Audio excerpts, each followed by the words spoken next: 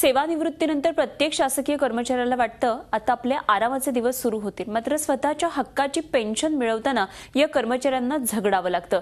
जळगावमध्ये असंच काहीसं घडलं, मात्र ऐनवेळी झी हेल्पलाईनची मदत मिळाली आणि या सरकारी कर्मचाऱ्याचं पेन्शनचं टेन्शन चुटकीसरशी सुटलं। कसं ते पहा। जळगाव जिल्ह्यातील चांगदेवचे हे भागवत चौधरी गेल्या अनेक दिवसांपासून चिंतेत होते।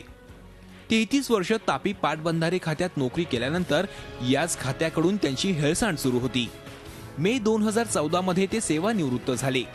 शासन नियमानुसार सेवानिवृत्तीच्या 6 महिन्यापूर्वी सेवानिवृत्ती प्रकरण हे संबंधित कार्यालयाकडून मुंबई येथील महालेखाकार कार्यालयाकडे मंजुरीसाठी पाठवणं बंधनकारक असतं। मात्र सर्व कागदपत्रांची पूर्तता करूनही अभियंता भागवत चौधरी यांचं प्रकरण पाठवण्यास टाळाटाळ केली जात होती। त्यामुळे चौधरी यांच्या सेवेत 4 वर्ष कपात केली गेली। इतकंच नाही तर सेवानिवृत्ती वेतन, उपदान, अंश राशीकरण याचा शासकीय लाभही त्यांना मिळत नव्हता।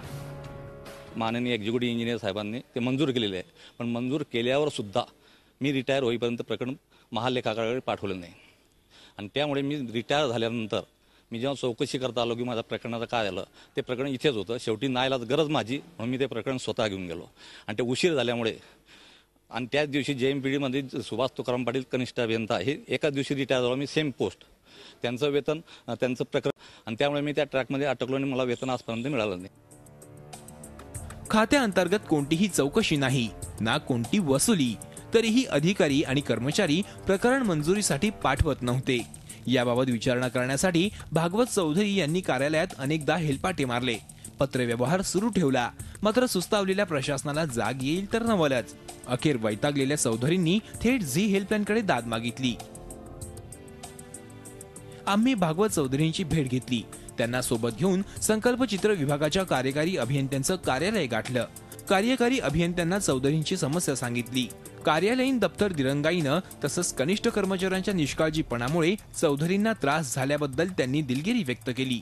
तसंच येत्या आठवडाभरात प्रकरण मार्गी लावण्याचं आश्वासन कार्यकारी अभियंत्यांनी झी हेल्पलाईनला दिलं।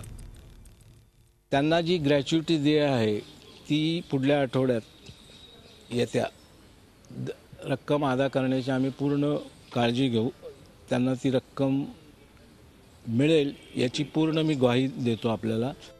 झी हेल्पलाईनच्या दणक्यानं चौधरी यांच्या सेवानिवृत्तीबाबत अडकलेल्या कामांना वेग आला। गेली 15 महिने कार्यालयाचे हेलपाटे मारून थकलेल्या भागवत चौधरी यांच्या पेन्शनचं प्रकरण अवघ्या 42 दिवसातच मंजूर झालं। इतकंच नाही तर उपदान तसंच अंश राशीकरणाची एकूण 8,15,732 रुपये इतकी रक्कमही त्यांना मिळाली। त्यामुळे चौधरींनी झी हेल्पलाईनचे आभार मानलेत।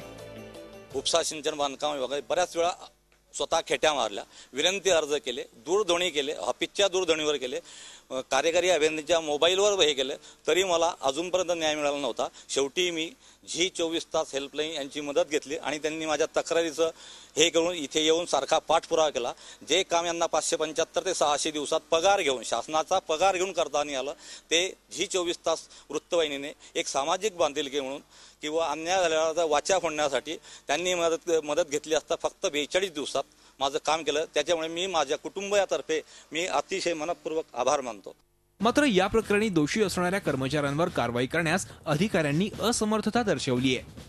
म्हणजे आम्ही ती पाठवलीच 4-5 महिन्यात, फक्त त्यांचं जे हे यायचं राहिलं होतं बाकीचं LIC म्हणजे त्यांचं जे कर्जाचं जे होतं ते कर्जाचं लेट आल्यामुळे ते लेट पाठवलं आम्ही। त्यामुळे लेट पाठवलं आणि ते पुढे त्यांचं ते आलं कर्जाचं, तर ते आल्यामुळे ते नंतर आमचं झालं करण्यात आलं।